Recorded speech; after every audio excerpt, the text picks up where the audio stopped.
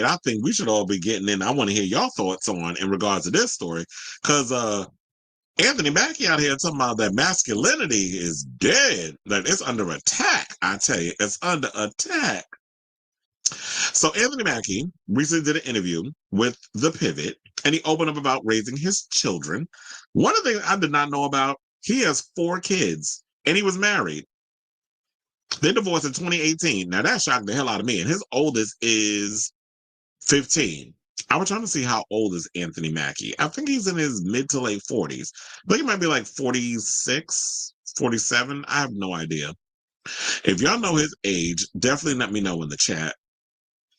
But yeah, so he spoke out about his traditional method of raising his sons. And of course, it pissed a lot of people off because they felt that he was vilifying. And I don't know what people were getting from it. I don't know if y'all thought that maybe he was coming down on feminine men or whatever case is. I don't know. I didn't get that. But I do have the clip that I would like to hear y'all hear it yourselves. So hold on. Let me pull it up. I think this is it. Yeah. So I believe this is the clip. But it's on YouTube if y'all definitely want to check it out. Hold on. So let's go back and we'll talk. Please hold. I keep my boys humble. Like my boys have never had a pair of Jordans. You know, my boys don't do all that internet fly shit. I'm like your kids. And no, I don't give a, I could be the biggest star in the world. Do not let me catch you being stupid. Mm-hmm. Do not. And my oldest gets it. My 15-year-old, he tells the other ones, he's like, yo, don't make dad mad. Because once you get one that's right, he's going to straighten the other ones out. Mm-hmm. So it's just that thing of, in the past 20 years, we've been living through the death of the American male. They have literally killed masculinity in our homes and our communities for one reason or another. But I raised my boys to be young men. And however you feel about that, you feel about that. Right. But my boys will always be respectful. They will always say, yes, sir, yes, ma'am. No, sir, no, ma'am. They will always say thank you.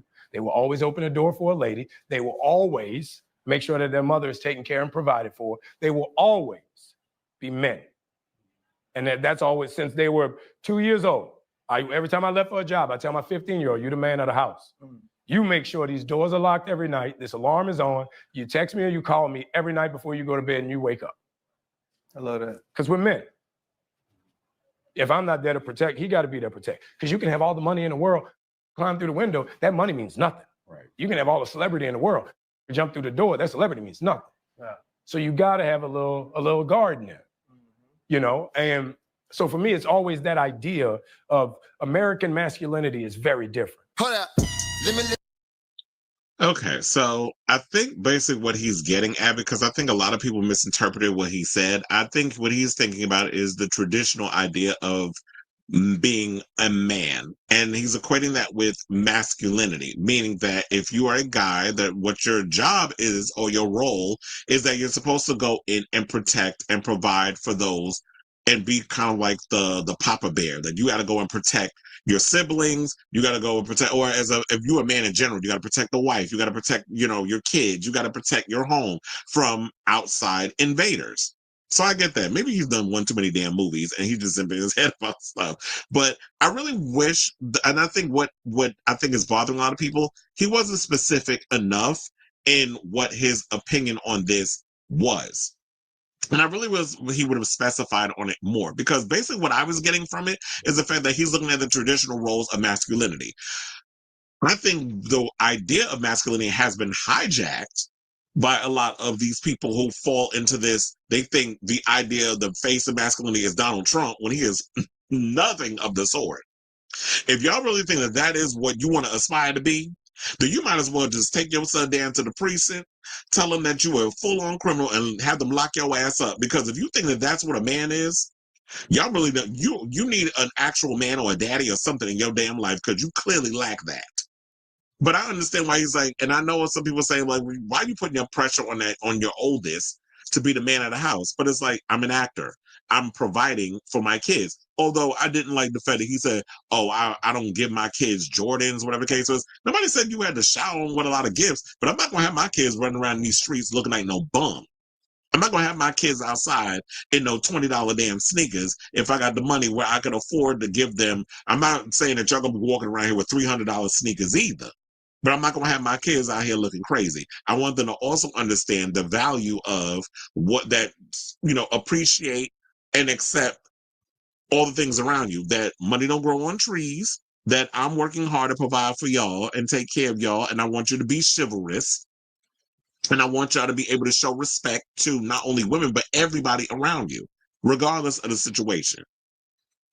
I saw yesterday, as an example, somebody at my job, there was a girl that came in with a guy and she got all upset. I could buy my own food. I'm like, ew, why you being all stink to him? Like, he's offering to like buy you food. Y'all came together. I could buy my own food. See, and that's, I think, the issue is that a lot of y'all be thinking that if a guy wants to be chivalrous to you, if a guy wants to show you some kind of respect, then that's taken away from y'all being strong, independent woman. Ain't nobody saying that. You can still be you can still channel your inner Beyonce and be an independent woman. Nobody's taking that away from you. But if a guy wants to actually take the time to spoil you, buy you something to eat, get you a couple of drinks, if you want to have your, lighten the load on your wallet and he want to just throw a little some coins in your direction so that way you ain't got to be spending all your money on stuff, then why not let him do that? He's not trying to take away from you as a person. So I just wish that Anthony would have been a little more specific what he means by the idea of American masculinity, because I do feel like masculinity has been hijacked and the original meaning of the word doesn't carry the same weight. So I'm hoping that when he's talking about American masculinity or masculinity in general, that's just not, oh, well, yeah, a man's supposed to just come in and be all like this stereotype of what a man is, and that guys aren't allowed to, like, say, if you're not into sports, if you might be into music or the arts or ballet, or you want to be a dancer, or you want to be all these other things that are seen as feminine or hyper feminine, that, oh no, girls do that. I want you to play basketball. I don't want you to be the cheerleader. And I've seen, like, when I watch some of the games, especially the college games, I've been seeing a lot of male dancers on the girls' dance team, the cheerleaders, or whatever. So I don't know. I want you to play the basketball. I want you to play football. I don't want you to be a cheerleader. That's gay. Like, if you started doing that, then it'd be a problem. Because what is masculinity? To me, I just feel like men should be allowed to show emotion. Men should be allowed to talk their feelings out. If a guy feels like crying, a little boy feels like crying, let him cry. Don't be a man. First of all, he's 5. The fuck you know about being a man? He ain't even got hair on his balls yet, and you're talking about be a man. So y'all got to stop with that. In regards to what y'all think that a man should be, and injecting a lot of those stereotypes on people. So now it's all performative. And this is why you get a lot of boys that end up in the closet, that having a hunch, people of the same sex behind their parents' back, or even in their adult life, where they go off and it's like, yeah, I go to sports events, and I see it all the time.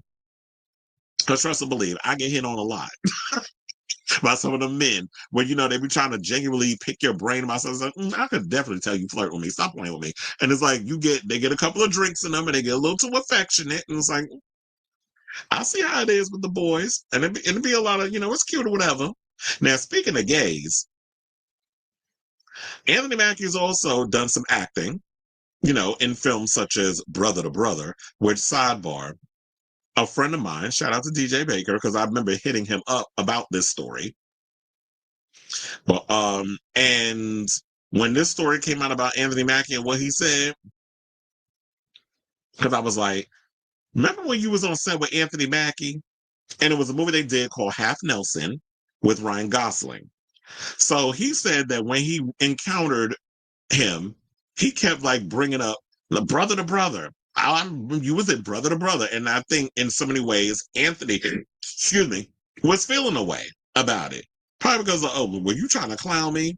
Because I was in this gay movie. And maybe at the time, because he was a lot younger, that he wasn't fully comfortable in his skin as a man. So, him doing that film, it kind of it made him feel uncomfortable because I guess he felt like my friend was being a dick.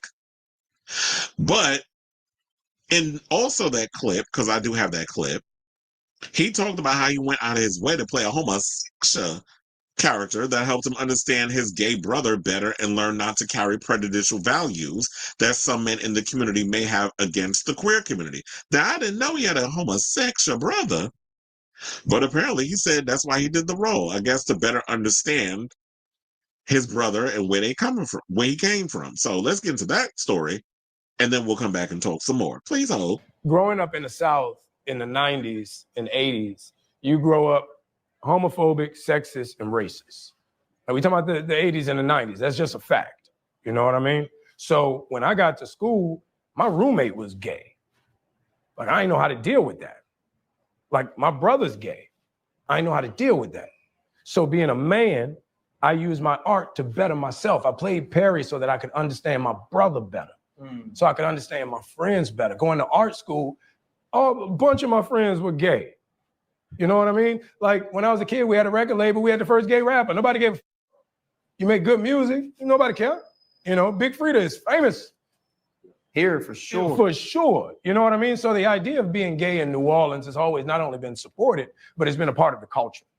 But with me, I needed to figure out what was my holdup, what was my insecurity about that. And once I played that role, I realized everybody deserves to be loved. It's not my job to say who you love or who should love you. If you loved, I'm happy for it. That don't mean I'm gay. So Perry was more so a statement piece for me with the love and admiration for my brother, with the appreciation and respect of my friends for that culture. It really put me in a position where I think it made me a better actor because I had to go so far out the box. I had to go to the furthest spectrum away from myself to play that role. Growing up. So I don't feel no ways tied about what he said. Like, to me, I feel like what did he say in that whole conversation that was a problem for people?